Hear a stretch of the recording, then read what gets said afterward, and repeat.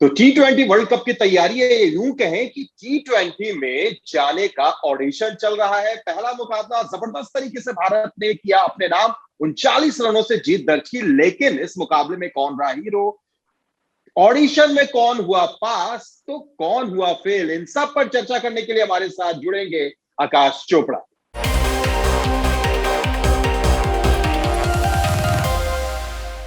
आकाश, बहुत बहुत स्वागत है आपका ESPN cricket info match day Hindi में।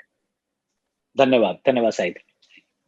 सबसे पहला जो मैच पॉइंट है वो यही है हमारा कि जिस तरीके से शिखर धवन और सुर ने बल्लेबाजी की है, क्या कहेंगे आप?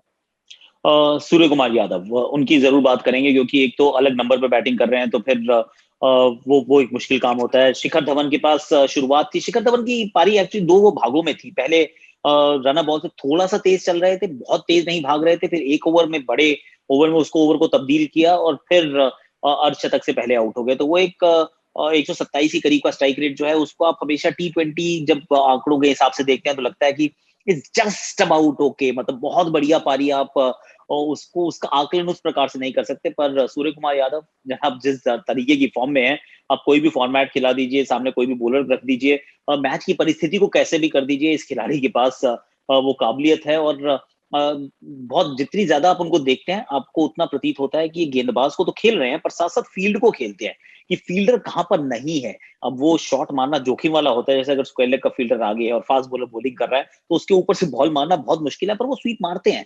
वो कीपर के ऊपर से गेंद को मारने का प्रयास भी करते हैं और अच्छे से उसको अंजाम तक भी पहुंचाते हैं। तो बहुत प्रभावित कर रहे हैं कि जिस प्रकार से हर मैच में उसी अंदाज में खेलते हैं। हम सबको लगता है कि थोड़ी सी ज्यादा रिस्की बैटिंग है, पर कंसिस्टेंसी उसके बावजूद लाजवाब। यानी दावा सूर्य कुमार यादव और धवन ने मजबूत कर लिया है आकाश।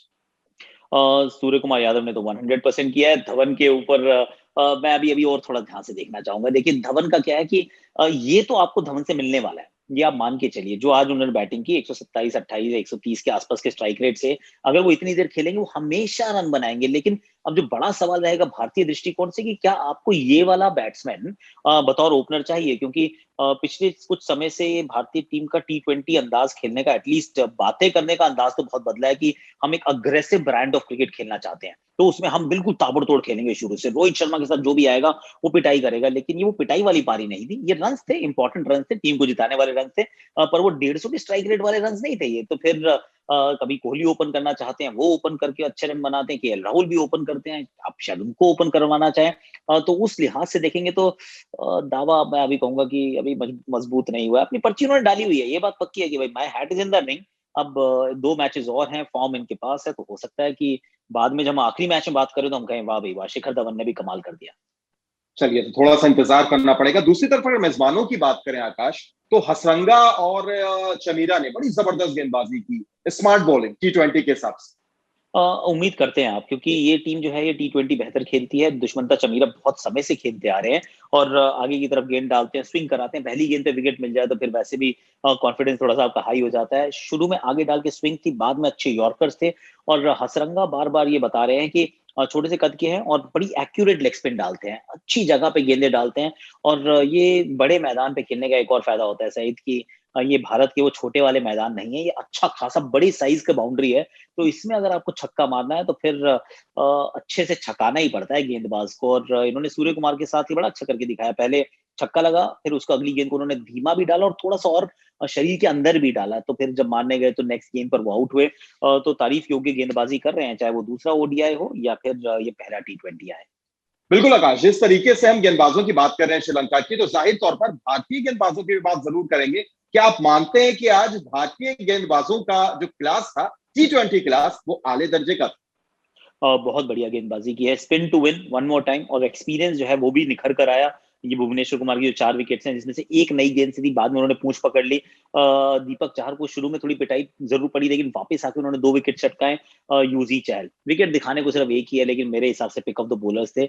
4 ओवर में 10 डॉट गेंदे, 19 रन, 1 विकेट, महत्वपूर्ण विकेट, एक अच्छे समय पर विकेट, और पकड़ के जिस तरीके से रखा, क्योंकि 4 में जब 19 की बात कर रहे हैं तो एक 15वां ओवर भी उन्होंने डाला था।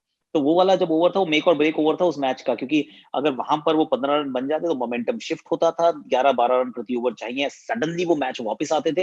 वहां पर आके एक बार फिर किफायती ओवर डालना, यूजी चहल ने एक बार फिर अपनी क्लास दिखा दी। वरुण चक्रवर्ती का डेब्यू था, मेरे विचार में तो ठीक-ठाक उन्होंने भी काम किया है, बहुत एक्स्ट्राऑर्डिनरी नहीं किया, लेकिन पहले मैच के लिहाज से बिल्कुल ठीक है। कृणाल पंड्या ने पावर प्ले में बॉलिंग की और 1 विकेट वहाँ पर भी चटकाया।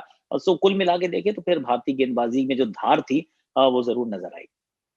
बिल्कुल। और दूसरी तरफ अगर श्रीलंका की बात करें तो क्या आप मानेंगे कि श्रीलंका अकेले पड़ गए आज? हर बार पढ़ रहे हैं। मतलब ये एक कहानी है इस टीम की, 2 ही तो बल्लेबाज रन बनाते हैं, एक ऊपर अविष्का फर्नांडो, बीच में आते हैं असलंका। धनंजय डिसिल्वा ने कुल मिला के 1 पारी खेली है, भनुका जो है वो थोड़ी देर खेलते हैं, हर बार आउट हो जाते हैं।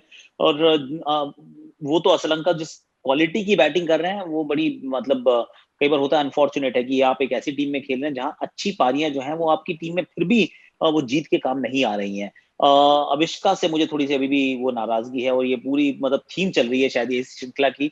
एक मैच में उन्होंने वो जो मैन ऑफ द मैच पारी खेली लास्ट ओडीआई पर, इस बार भी 2 विकेट गिर चुकी थी।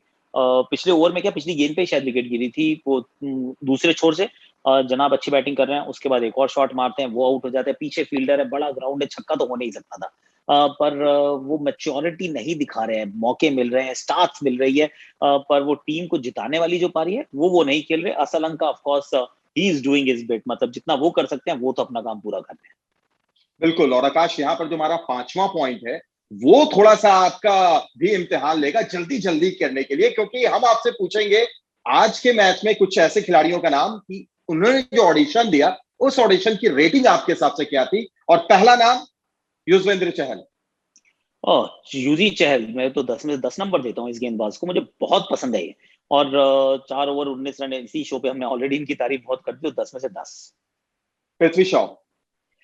इनकी तो मैं नंबर नहीं देना चाहूंगा क्योंकि बच्चा पहली बॉल पे आउट हो जाए तो फिर बतौर ओपनर मैं तो कह रहा हूँ कि ये वाला जो था ये एग्जाम ही नहीं हुआ, ये ऑडिशन हुआ ही नहीं है। ऑडिशन कप्तान का भी था, इसलिए शिखर धवन। 7 अंक शिखर धवन को मैं देना चाहूंगा 10 में से। सूर्य कुमार यादव।